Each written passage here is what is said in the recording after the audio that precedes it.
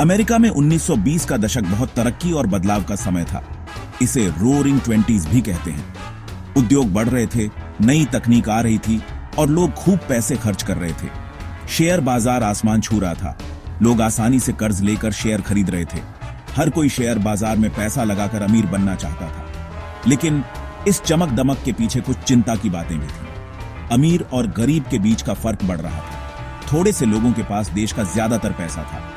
किसानों को फसल के कम दाम मिल रहे थे और उन पर कर्ज बढ़ रहा था। कारखाने में भी काम कम होने लगा था। इन सब के बावजूद शेयर बाजार में लोग पागलों की तरह पैसा लगा रहे थे। बहुत सारे लोग मार्जिन पर शेयर खरीद रहे थे, मतलब ब्रोकर से कर्ज लेकर। इससे फायदा भी बढ़ता था और नुकसान भी। बाजार बहुत ज्यादा अनस्टेबल हो गया था। एक बड़ी गिरावट आने वाली थी। जब अक्टूबर 1919 में शेयर बाजार गिरा तो अमेरिका और पूरी दुनिया पर इसका बहुत बुरा असर पड़ा। वॉल स्ट्रीट क्रैश 1929 अक्टूबर के आखिर में शुरू हुआ। रोरिंग ट्वेंटीज खत्म हो गए और ग्रेट डिप्रेशन शुरू हो गया, जो 10 साल तक चला। 24 अक्टूबर 1919, जिसे अब ब्लैक थर्सडे कहते हैं, शेयर बाजार बहुत गिरा।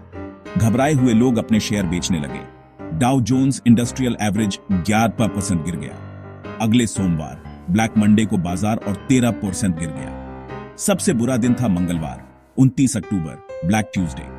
डाउ जोन्स इंडस्ट्रियल एवरेज 8% गिर गया। करोड़ों अरबों रुपए डूब गए। पूरे हफ्ते बाजार गिरता रहा और लगभग 30% नीचे आ गया। 1929 के वॉल स्ट्रीट क्रैश का पूरी दुनिया की अर्थव्यवस्था पर बहुत गहरा असर पड़ा। ग्रेट डिप्रेशन शुरू हो गया। लोगों का फाइनेंशियल सिस्टम से भरोसा उठ गया। निवेश और खर्चा कम हो गया। कारोबार बंद हो गए, बेरोजगारी बढ़ गई और लाखों अमेरिकी गरीब हो गए। इस क्रैश का असर सिर्फ अमेरिका तक सीमित नहीं रहा। दुनिया की अर्थव्यवस्था एक दूसरे से जुड़ी हुई थी। अमेरिकी शेयर बाजार गिरने से पूरी दुनिया पर असर पड़ा। अंतरराष्ट्रीय व्यापार ठप हो गया क्योंकि देशों ने अपने बाजारों को बचाने के लिए इंपोर्ट पर रोक लगा दी। गोल्ड स्टैंडर्ड, जो इंटरनेशनल मॉनेटरी सिस्टम का आधार था, वो भी खत्म हो गया। सेक्शन 4, क्रैश के कारण, कई कारणों का संगम। 1919 का वॉल स्ट्रीट क्रैश कई कारणों से हुआ था। एक मुख्य कारण था शेयर बाजार में ज्यादा स्पेकुलेशन। लोग आसानी से कर्ज लेकर और ये सोचकर कि बाजार हमेशा ऊपर ही जाएगा, शेयर खरीद रहे थे। जब ये बबल फूटा तो लोग घबराकर शेयर बेचने लगे और बाजार गिर गया। दूसरा कारण था पैसों का असमान बंटवारा। 1920 के दशक में देश का ज्यादातर पैसा कुछ ही लोगों के पास था। इस असमानता की वजह से ज्यादातर लोगों के पास खरीदने की शक्ति नहीं थी, जिससे अर्थव्यवस्था की ग्रोथ धीमी हो गई। बैंकिंग सिस्टम का भी इसमें हाथ था। बैंकों ने इन्वेस्टर्स को बहुत सारा कर्ज दिया था, जिसे वो बाजार गिरने के बाद चुका नहीं पाए। इससे कई बैंक बंद हो गए, जिससे पैसों की कमी और बढ़ गई और मंदी और गहरी हो गई। सेक्शन 5, सीखे गए सबक, भविष्य के संकटों को रोकना।